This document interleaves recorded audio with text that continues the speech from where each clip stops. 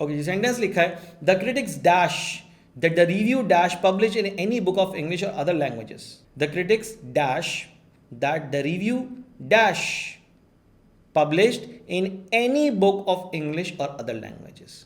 Critics का कहना है कि जो रिव्यू है वो शाया हो सकता है, पब्लिश हो सकता है इंग्लिश की किसी भी किताब में या किसी भी ज़बान की किताब में या दूसरी ज़बान की किताब में भी इसको शाया किया जा सकता है। ठीक है, अच्छा, the critics are said, sir are यहाँ पे ठीक लग रहा है, देखें प्लूरल है ना, क्रिटिक्स आर सेड, मगर क्रिटिक्स आर सेड ये तो पैसिव हो जाएगा, पैसिव तो नहीं होना चाहिए, ये तो एक्टिव होना चाहिए, तो ये पैसिव बन जाएगा, इसलिए ये ऑप्शन कैंसिल। सर उसके बाद had said, the critics had said, critics ने कहा था।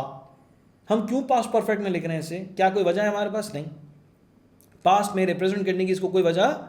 सी, द क्रिटिक्स से, क्रिटिक्स कहते हैं, बिल्कुल ठीक है, that the review, sir option C सही लग रहा है, ऑप्शन सी में पहला आने वाला लफ्ज ठीक लग रहा है, सही है ना, बिल्कुल ठीक लग रहा है। सर ऑप्शन डी देखते हैं, the critics will say, critics कहेंगे, मतलब क्रिटिक्स कह रहे हैं तभी तो उसका जिक्र किया गया ना, उस बात को रिप्रेजेंट किया जा रहा है। क्रिटिक्स का ऐसा मानना है, क्रिटिक्स का ऐसा कहना है, क्रिटिक्स ऐसा सोचते हैं, ऐसा कहते हैं, तभी तो हम उस बात को आगे बता रहे हैं।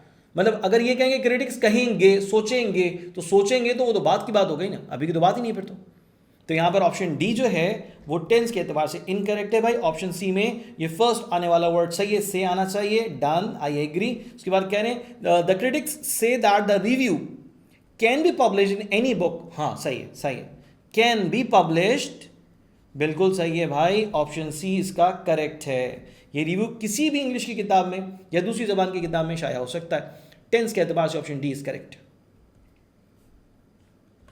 ओके जी, सेंटेंस में कह रहे हैं the UN reserve funds specially dash to development of member nations. The UN reserve funds specially dash. अब देखो इसमें इस बात को जरा समझना क्योंकि कंफ्यूजन तो हो सकता है भाई, इधर लिखा है the UN reserve funds, sir ये पूरा का पूरा सब्जेक्ट है, ये पूरा का पूरा सब्जेक्ट है। यूएन रिजर्व फंड्स, यूएन के जमा किए हुए फंड्स खास तौर पे इस्तेमाल होते हैं किसके लिए? मेंबर नेशंस के हालात को बेहतर बनाने के लिए फंड्स इस्तेमाल होते हैं। तो सेंटेंस में जो ये पूरा का पूरा हिस्सा है भाई, ये सब्जेक्ट है द यूएन रिजर्व फंड्स। अब बच्चे क्या सोचते हैं कि सर यूएन के बाद रिजर्व लिखा है ना, तो ये तो वर्ब होगा, सही है ना, ये तो वर्ब होगा, और फिर आगे जाएंगे तो वो नाउन होगा, कुछ इस तरह की तरतीब नहीं, ऐसा नहीं है।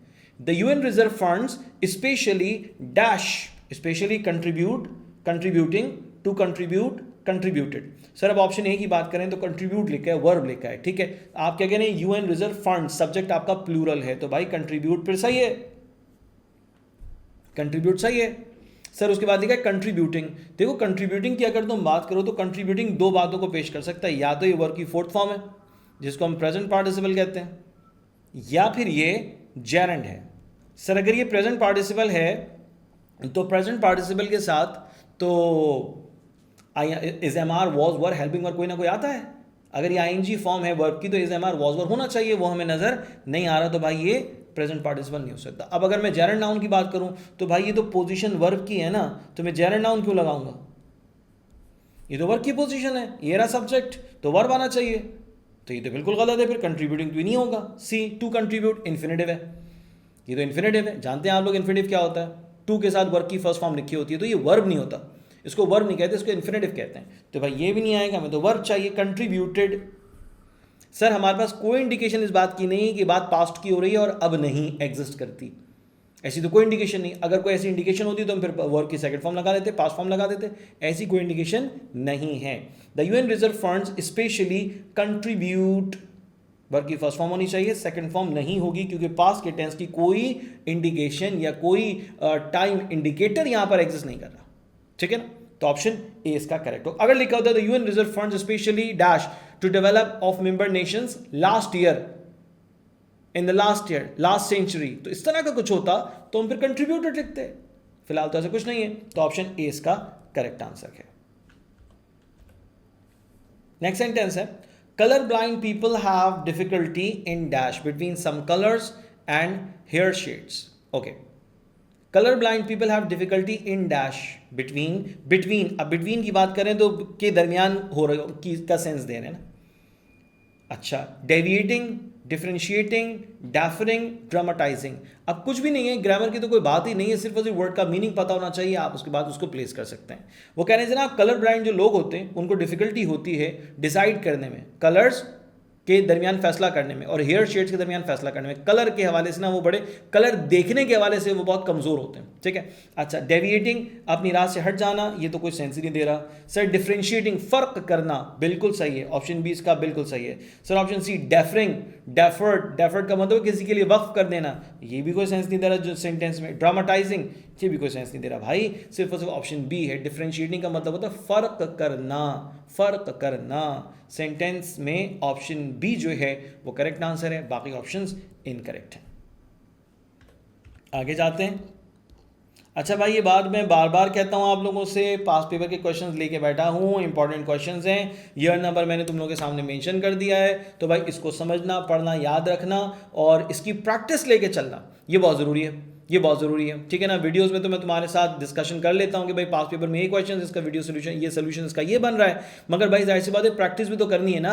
अब सिर्फ और सिर्फ सुनना काफ़ी नहीं है, प्रैक्टिस भी करना ज़रूरी है। तो भाई प्रैक्टिस करने के लिए छाजों का प्रैक्टिस जोन आपके पास हाजिर है, आप उसे इस्तेमाल कीजिए, खूब से खूब इस्तेमाल कीजिए। फ़ायदेमंद कॉन्टेंट है, यूज़फुल कॉन्टेंट है, ताकि आप जो है ना वो अपने कामों को आसान बना सके। और मज़े की बात यह है कि छाजाओं का जो प्रैक्टिस जोन है जिसमें 14 डिफरेंट यूनिवर्सिटीज़ के अलग अलग कोर्सेज मौजूद हैं, तो भाई जब आप प्रैक्टिस जोन हासिल करते हैं तो आपके लिए इंजीनियरिंग की तमाम तर यूनिवर्सिटीज़ एक्टिवेट हो जाती हैं। यानी कि कोई बच्चा है वो कहता है भाई मुझे तो जो है ना वो इनफैक्ट फास्ट का टेस्ट देना है, मुझे तो जो है वो नर्स का टेस्ट देना है, मुझे तो जो है वो एनईटी का टेस्ट देना है, और कोई बच्चा वो कहता है मुझे तीनों का देना है।